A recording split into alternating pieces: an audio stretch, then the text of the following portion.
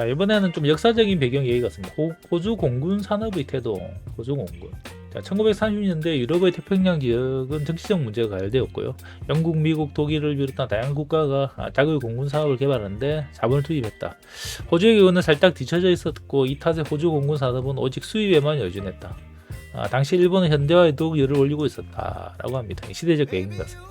Let's go.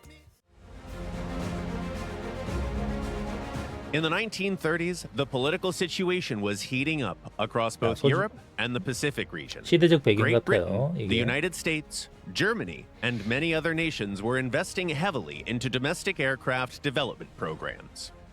Meanwhile, Australia was lagging behind, and being so far away from aviation leaders wasn't helpful.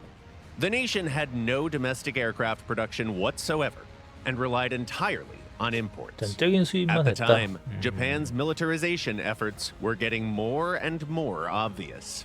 The problem was worsened by the fact that all major aircraft producers were at capacity, making imports problematic. Australia was facing a hard challenge.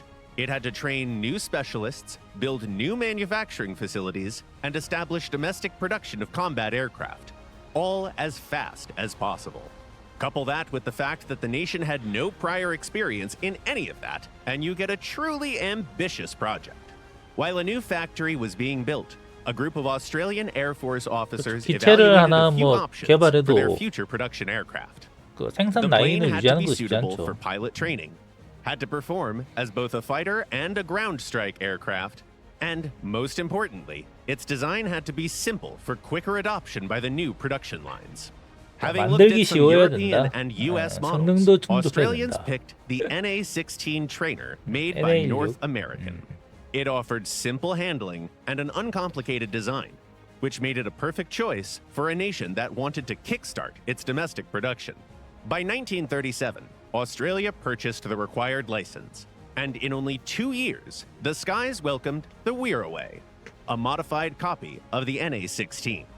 The Australian version was meant for both training and combat, boasting a more powerful engine, hardpoints for bombs, and a more robust 자, 호주 fuselage. 버전은 A new 호주 gunner seat 버전은 was added to protect the plane from the 훈련하고 rear, 실제 and the 운영 front 실전 received an extra 운영도 machine gun. 해야 된다. The Wiraway saw its first ever combat deployment very soon after the war broke out, 바로 실전 when 투입이야. Japanese aircraft attacked Rabaul in Papua New Guinea.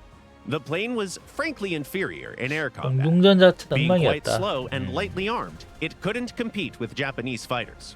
Only a single aerial victory was claimed throughout the entire war.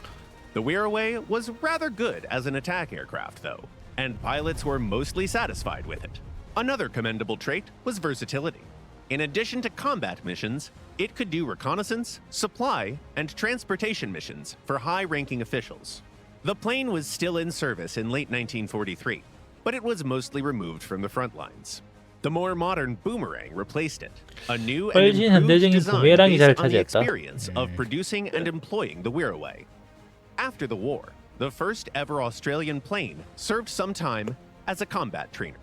There was even an attempt to adapt a few units for agricultural needs, 나중에는 but by the end of the 농업에 1950s, 사용했다. all 농약 뿌리고 remaining 다닌다고 aircraft had become obsolete and had to be retired.